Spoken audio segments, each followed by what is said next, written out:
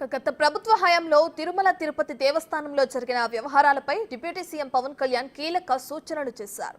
TTD ఆస్తులు, భగవంతుడి ఆభరణాలకు గత ప్రభుత్వం రక్షణ కల్పించిందా లేదా అనే కోణంలో విచారణ అవసరమని పవన్ కళ్యాణ్ అభిప్రాయం వ్యక్తం చేశారు.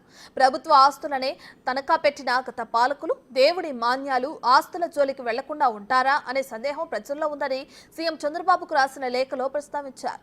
టీటీడీలోని గత పాలక మండలి స్వామివారి నిరర్థక ఆస్తులని అమ్మే ప్రయత్నం చేస్తుందని, తమిళనాడులో 23 ఆస్తులు, గుంటూరు, రంగారెడ్డి, హైదరాబాద్లో పలు ఆస్తులను అమ్మకానికి పెట్టారని పవన్ ఆరోపించారు. హిందూ సంఘాల ఆందోళనలతో అమ్మకాలు ఆగిపోయాయని డిప్యూటీ సీఎం లేఖలో ప్రస్తావించారు.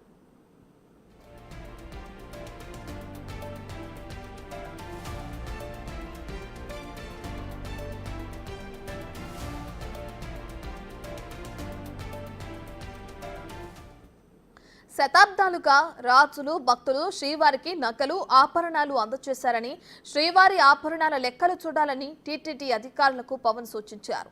ఆభరణాల విషయంలో ఏమైనా నిర్ణయాలు తీసుకున్నారా అన్న దానిపై దృష్టి పెట్టాలన్నారు. శ్రీవారి ట్రస్ట్ ద్వారా భక్తుడి నుంచి 10,500 రూపాయలు తీసుకుని బిల్లు మాత్రం 500కే ఇచ్చారని పవన్ లేఖలో పేర్కొన్నారు.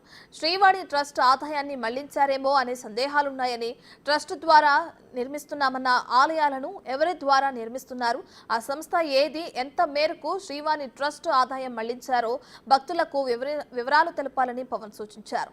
టీటీడీలో పాటు దేవాదాయ శాఖ పరిధిలో ఉన్న ఆలయాలు, ఆస్తుల విషయంలోనూ సమీక్షించాలని ముఖ్యమంత్రి చంద్రబాబును పవన్ కళ్యాణ్ కోరారు.